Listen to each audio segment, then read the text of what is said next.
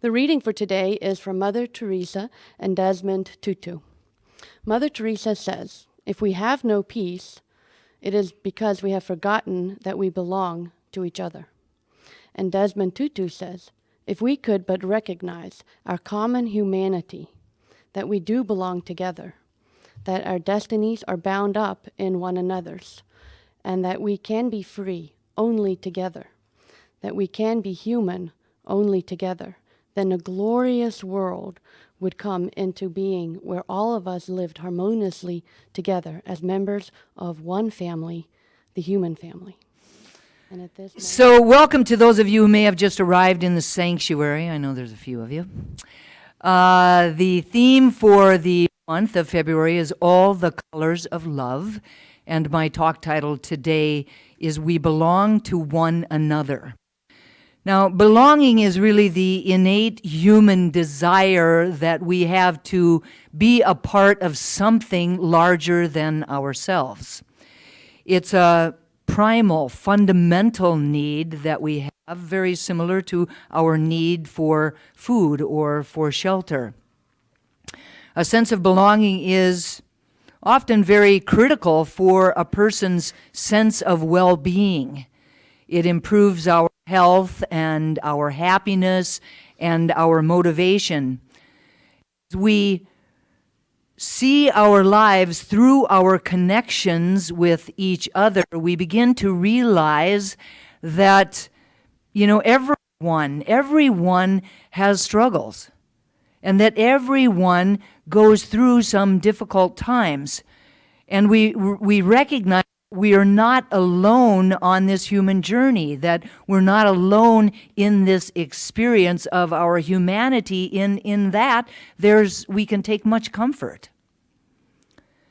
Now, belonging can be rooted in all kinds of experiences, such as a place or a relationship or a vocation or a culture or a spiritual center. It can be rooted in a family or a community or a state or a nation. However, the experience of belonging is different for everyone. It's subtly a little bit different. Now, I feel really blessed to feel a sense of belonging in many different areas of my life.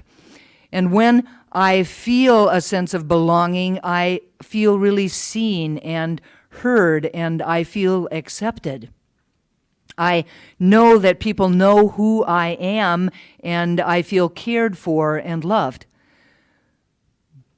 However, I know that this is not always everybody's experience. Some of us here this morning may belong to a family and don't really feel very connected to the other family members. Or maybe you belong to a particular subdivision at work, a particular group that's gathered together to do something, and you don't feel very appreciated or very known by the other members of this group. Now, on the human plane, we often have ideas or beliefs or judgments that can interfere with our sense of belonging. Or they can create resistance to our really being able to feel like we're really a part of something larger than ourselves.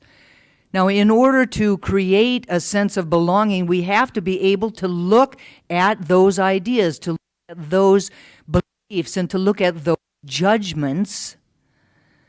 In order to create a sense of belonging, we really have to get grounded in spiritual truth.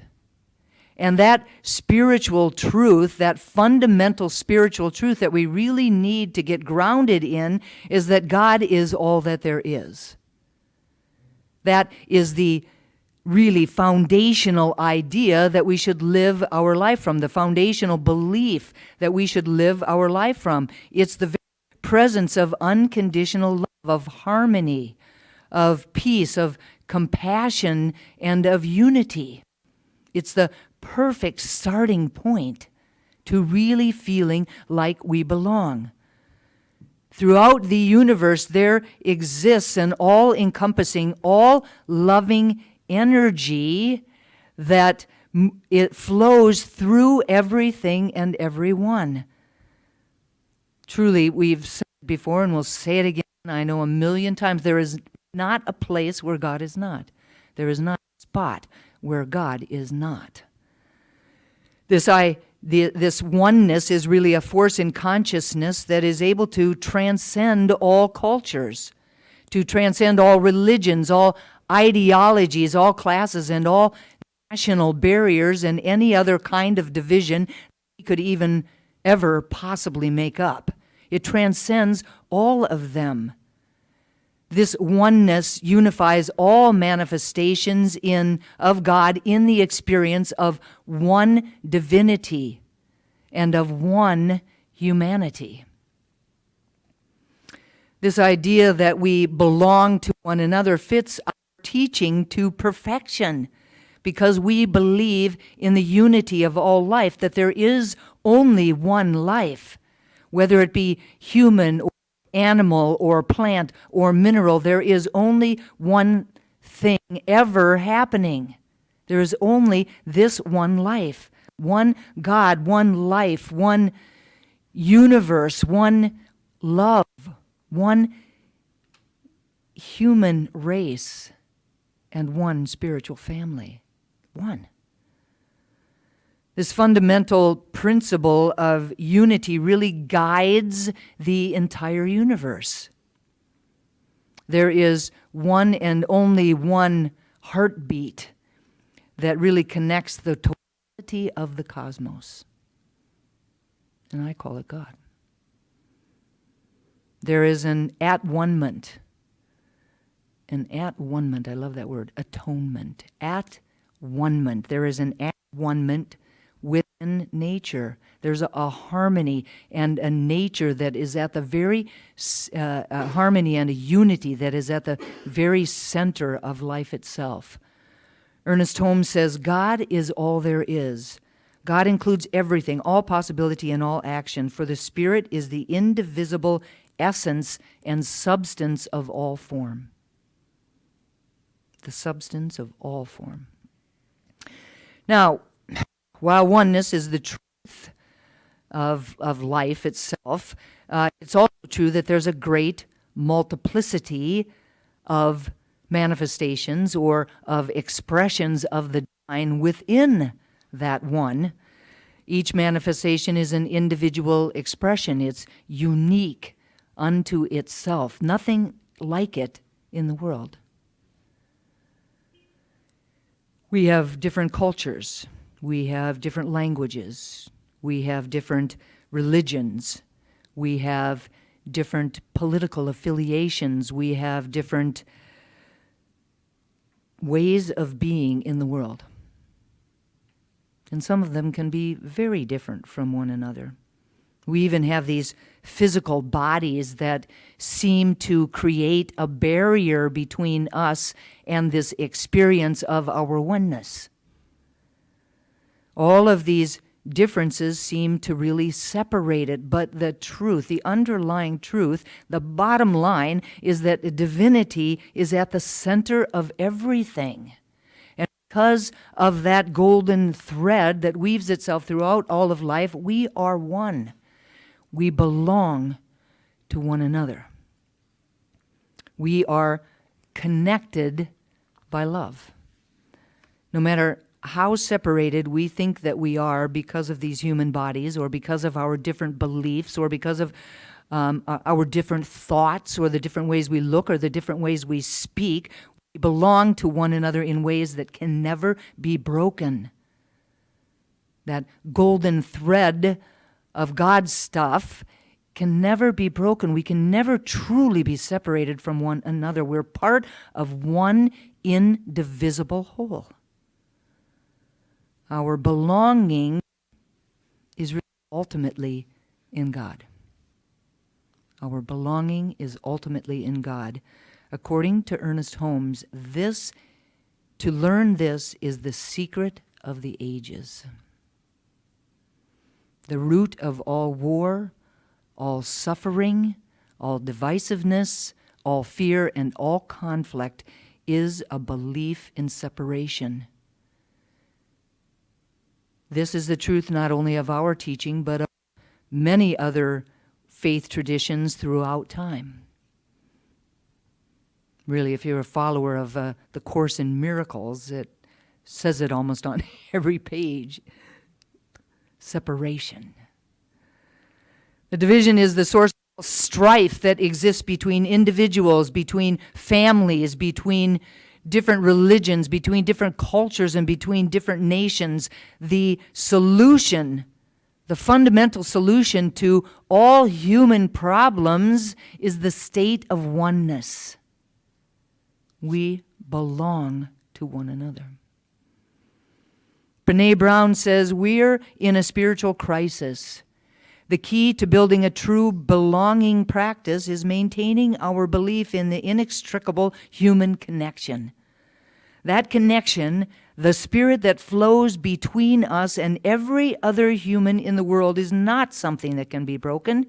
However, our belief in the connection is constantly tested and repeatedly severed. We have only to look out in the world today to see that we're not living in unity, to see that we're not living from this deep and abiding connection that we have to each other, that there are places on the planet and many situations that are happening in this moment that really clearly point to an us versus them mentality. This is happening on a social front, a racial front, a political front, a sexuality front, a religious front, and in many other arenas in our lives. There is, on the human plane, right, on the human plane, there is division and separation everywhere we look. Our minds, our hearts, and our arms are closed off to many different aspects of the whole. Richard Singer, in a book called Eastern Wisdom, Western Soul, says, this is a lonely and frustrating existence. Creating your own little world and closing yourself off to everyone but a few, very few you trust and approve of is not what the journey of life was meant to be. We are social beings who are intended to live in harmony with an interconnected purpose, a purpose consisting of the ultimate evolution of humankind. Beautiful, yes? Now, in order to feel accepted, we need to work on our acceptance of other people. The invitation is to look for all of the ways that we are alike rather than focusing on all of the ways that we are different. And then we need to be able to look at the differences from a space of really honoring, respecting, and placing value on those differences. The invitation is to open our hearts and our minds to new opportunities, to new adventures, and to new people. At the heart of belonging, in the truest sense of the word, is inclusion. Now, the real definition of inclusion is recognizing our universal oneness and interdependence. It's recognizing that we are one even though we are not the same. Inclusion means turning away from anything that excludes, such as all of the social diseases exclusion gives birth to, like ageism, racism, sexism, able-bodyism, and classism, to name just a few. To turn away from that. Inclusion involves bringing together and harnessing all of the diverse people, forces, and resources in a way that is very beneficial to the whole. Inclusion puts this, the concept and the practice of diversity into action by creating an environment of involvement, respect, and connection where the richness of different ideas, where the richness of different backgrounds, and where the richness of different perspectives is harnessed to create something greater than those individual parts, something of extreme value to all of us, individually and collectively. Individually and collectively, we need both diversity and inclusion in order to be successful, in order to really thrive.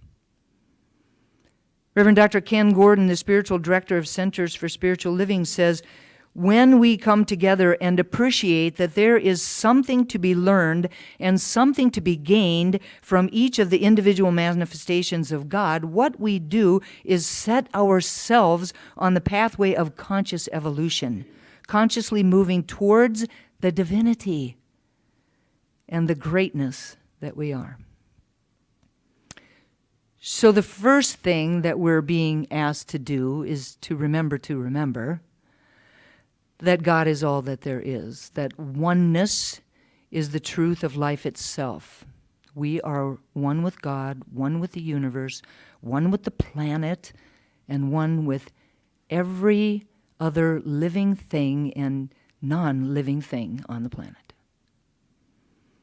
When we remember this, and we live our lives from this awareness, then there will be individual transformation. We will experience individual transformation. And when each of us transforms, then that transformation will create global transformation. We won't even recognize the world that we are living in.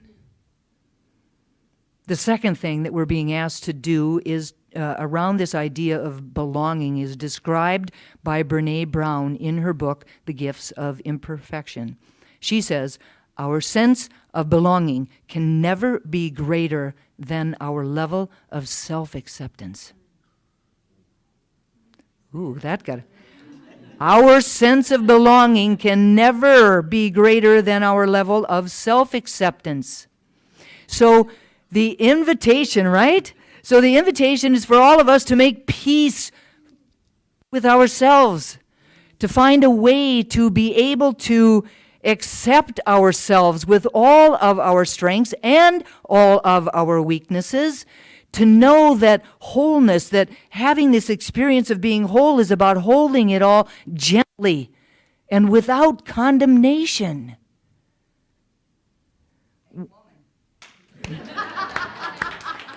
When a sense of belonging lies within us for ourselves, then that consciousness will draw unto itself an experience of belonging in our world. And what it will also do is that it will even compel us and even perhaps excite us to be able to create that same experience for everybody else in our world. Yeah. Woo! I just got goosebumps. Now, the third thing that we're being asked to do is to recognize the value of everything and everyone. We have to be able to see the person that is standing right there in front of us, or perhaps we're watching on some news feed, and to know beyond a shadow of a doubt that everyone, I mean everyone, is a divine emanation of God.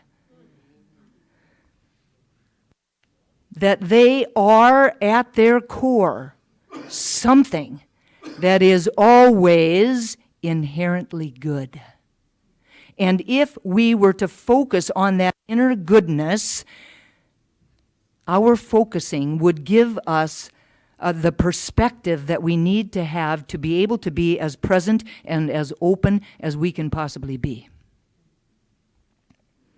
We have to be able to see the person that is standing directly in front of us, or those that we might see on some news feed, and think of the person as just like we are, with the same needs, the same mental desire to be happy and to avoid suffering, the same potential for loneliness, the same fear of the unknown, the same secret areas of sadness and helplessness, same desire for joy and for a sense of hope.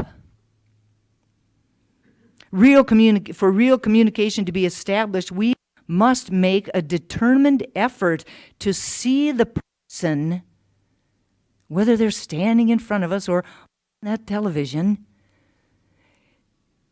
in terms of his or her own life. We have to be able to take the time to listen to their story and perhaps to walk in their shoes, even if just for a moment. We have to know that inclusivity does not simply mean one big happy family where people are pretending or wanting other people to pretend that real differences of history or of culture or of opinion or of personality do not exist. This is actually the opposite of inclusion. We cannot truly celebrate diversity or create a space of belonging if we're pretending that the differences do not exist. They do. But we have to find a place, a space within us that can honor them, can respect them, can welcome them. The reward of inclusion comes through the hard work of really listening to one another, in finding and understanding both the commonalities and the differences, and then to be able to bring them all together in a way that works for everyone. Ernest Holmes says, "The thing that shall establish unity is that each family group of the race shall respect the individual differences of others while at the same time cooperating with them. We each have an individual part to play in the great scheme of things, and the most valuable thing that anyone can do is to be a little bit more certain each day that he or she is meeting life with a deeper understanding and sympathy for others, a greater sense of love." Now, in a book called Creating a World That Works for All, the author Sharif Abdul talks about some practical steps we can take toward creating a space of that invites belonging. Number one, practice diversity. Now, here he's not really talking about the easy kinds of diversity. For example, here at the Triangle Center for Spiritual Living, we celebrate every single week we honor all paths to God. And I can imagine that that's probably pretty easy for each and every single sitting here. But what Mr. Abdul is asking us, however, is to practice ideological diversity.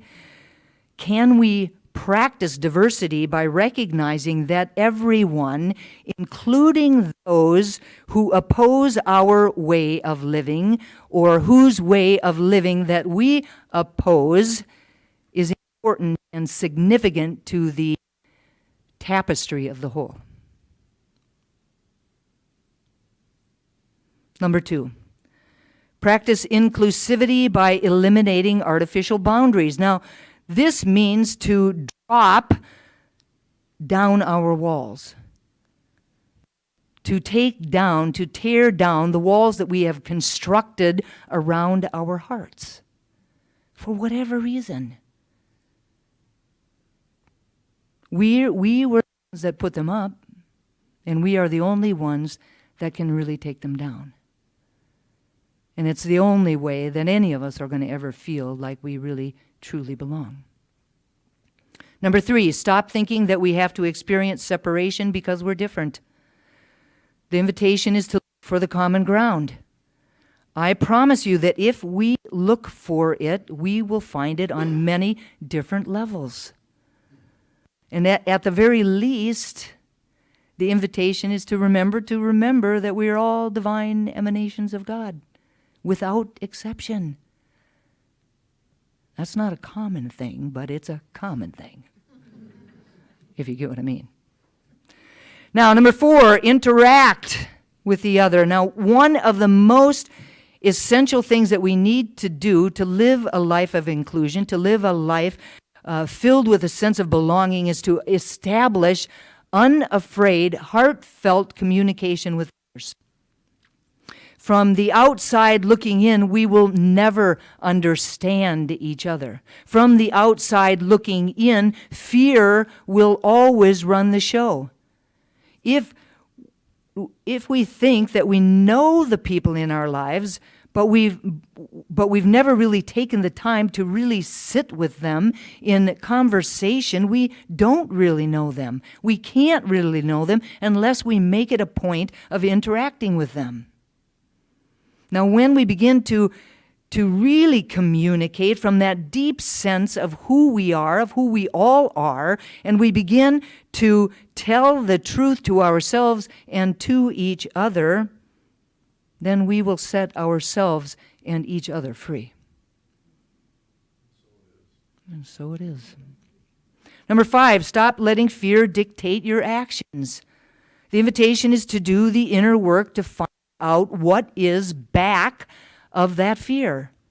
What is driving that fear? Be willing to stop being defensive and judgmental and reactive. We cannot heal the planet until each one of us understands that there is something within us, something within our stories, something within our beliefs that actually creates our fears. It's the only way that we are going to be able to move from where we are to a world that works for everyone.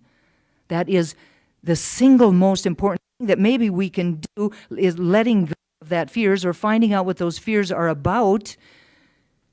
The single most important thing that we can do for ourselves, for each other, and for the planet in order to really evolve. Number 6, take the time to tie the threads together. So the invitation is to be willing to look at the bigger picture through spiritual eyes or from a higher perspective. To loosen our grip on our own ideas, our own thoughts, and our own beliefs, and be willing to at least listen to another idea or another thought or another belief. Number 7, ultimately stop seeing the other. Now, it would behoove us to remember that each one of us is the other for somebody else. Now, how we treat each other should be based on how we want to be treated. It's the golden rule. With dignity, with respect, and with an open mind.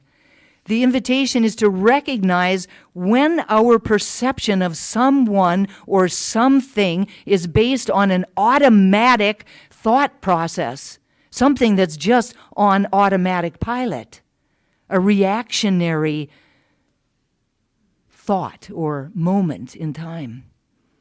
Perhaps some of these are driven by old beliefs that no longer really serve the life that we really want to be living. Seeing others as the others is just a way of seeing. And guess what? We can choose a different way of seeing them. We get to choose a different way of seeing. The bottom line is that we belong to one another. We're all part of one big community, one united family, a spiritual family. Race, the human race. The only way that we will ever heal is to recognize and to live by that truth. And when we choose to live by that truth, then that choosing will allow us to really experience all the colors of love and to live in a world that works for everyone. And so it is.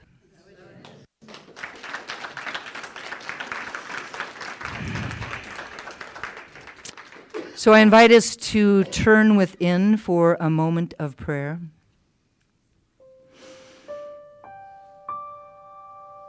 With my eyes closed and my attention turned inward, I am really acutely aware of that power and presence of God.